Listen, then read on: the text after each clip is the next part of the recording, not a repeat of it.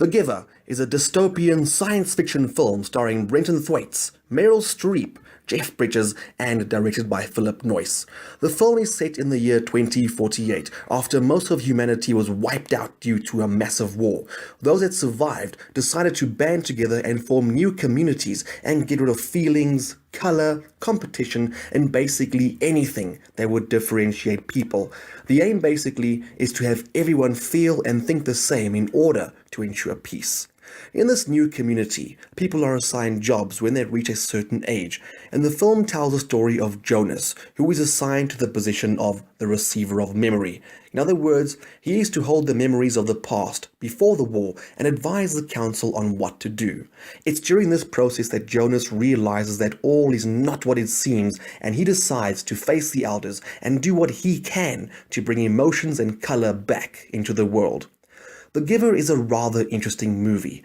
I didn't really have high hopes, as I was expecting a Hunger Games clone, and while there definitely is elements of the Hunger Games in the film, I felt more like the movie and the book on which it's based was inspired by equilibrium, which isn't a bad thing, but of course adds to the rhetorical question, is there any originality left in Hollywood?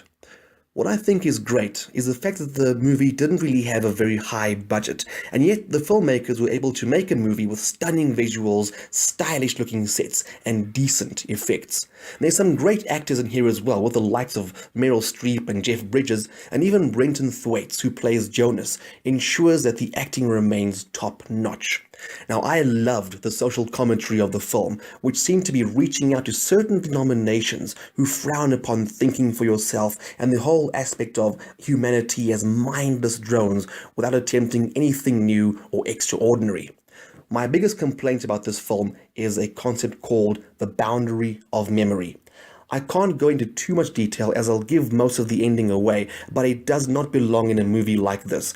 Everything felt plausible up until this point, and then the absurdities just kicked in. Honestly, this would have fit perfectly into the Harry Potter universe, and not here.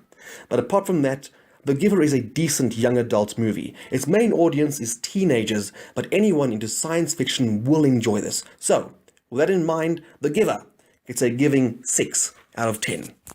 My name is David Braz, and thanks ever so much for watching my movie review. If you liked what you see and want to see more, then please hit the subscribe button.